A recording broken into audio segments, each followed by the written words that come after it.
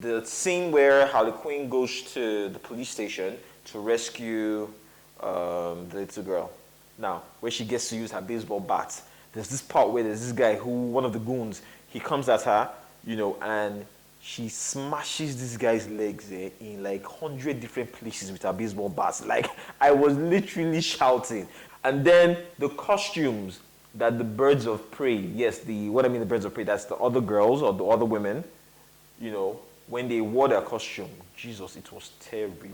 It was like seeing a costume from a TV series like The Flash. It was just, this is for if it comes to TV series, we'll take it because of the TV series, so we know that maybe they have a budget that they can't go over, and so that's why the costumes are whack.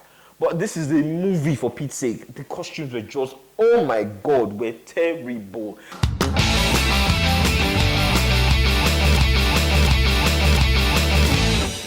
Hey guys, welcome to a brand new episode of Is This Any Good? I'm your host, Mr. Fuzz.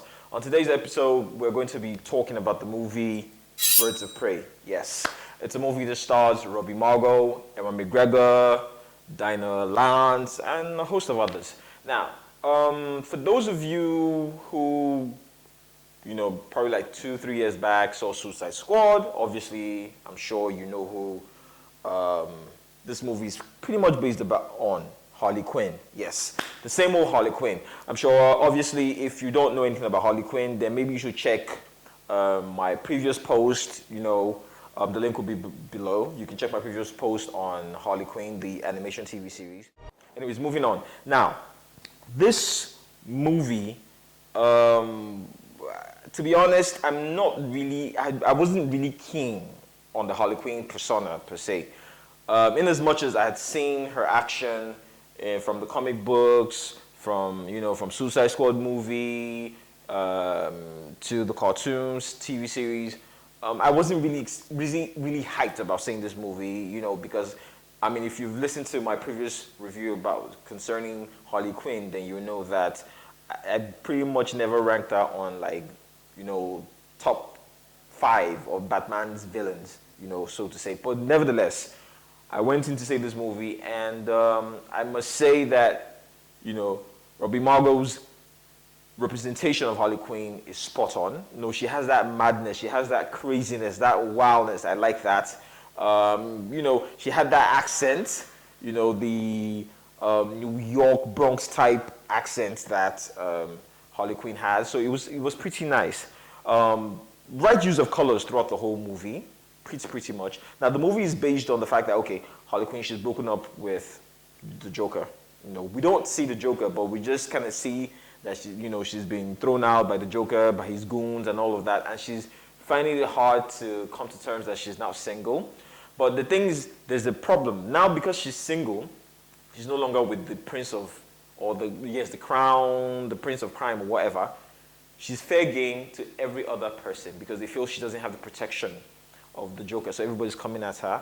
And during the course of this, she gets to meet other people, other women who share, will I say, not the same madness, but they share a common goal against the villain, who's Black Mask, played by Ewan McGregor. Beautiful, like I said, right use of colors, pretty nice, but then the movie has its flaws, yes. And that pretty much brings down the rating of this movie for me. Now, let me break it down to you. First of all, before I delve into the bad side, I need to, highlight 2 key parts of this movie that really blew me away.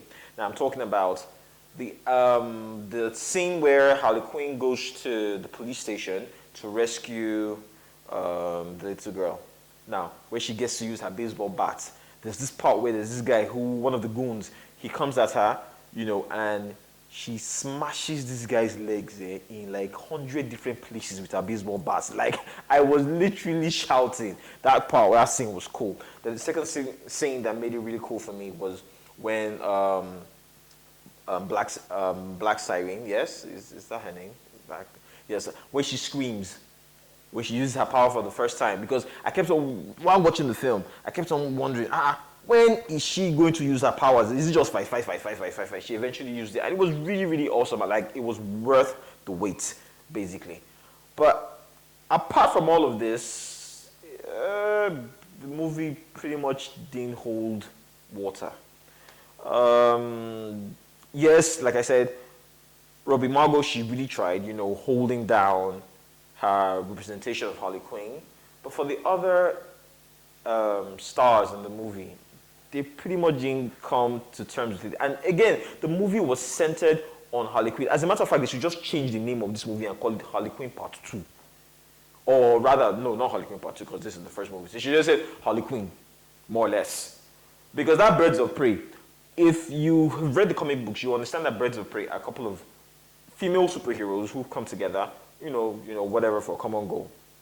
But all of this they all felt like add-ons. They all, like when you're an artist and you do a song and then you're featuring people. That's how this movie was. So every other person in this movie just felt like they were featured, So to me, I feel that this movie should just be named Harley Quinn, not Birds of Prey, because there was nothing about Birds of Prey concerning this. The movie, everything was pretty much centered on Harley Quinn herself. Then the villain, yes, I liked Ewan McGregor's quirkiness. He's kind of evil, but the way Baba died in the end was just lame. Like, come on, it was just lame. And then the costumes that the Birds of Prey, yes, the Birds of Prey, that's the other girls or the other women, when they wore their costume, Jesus, it was terrible. It was like seeing a costume from a TV series like The Flash. It was just, this is for if it comes to TV series, we'll take it because it's a TV series, so we know that maybe they have a budget that they can't go over, and so that's why the costumes are whack. But this is a movie, for Pete's sake. The costumes were just, oh my God, were terrible. And then it was just so cliche. Oh my, I couldn't stand it. I just couldn't stand it.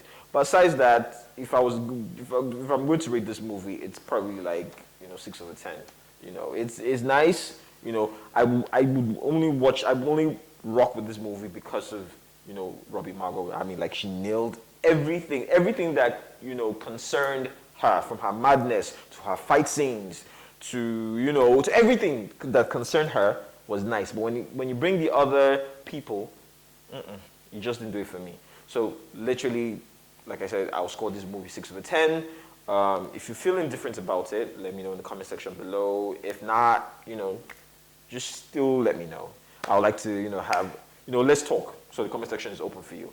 Anyways, before I go, please do not forget to hit the subscription button, give us a thumbs up, and I will see you on the next episode.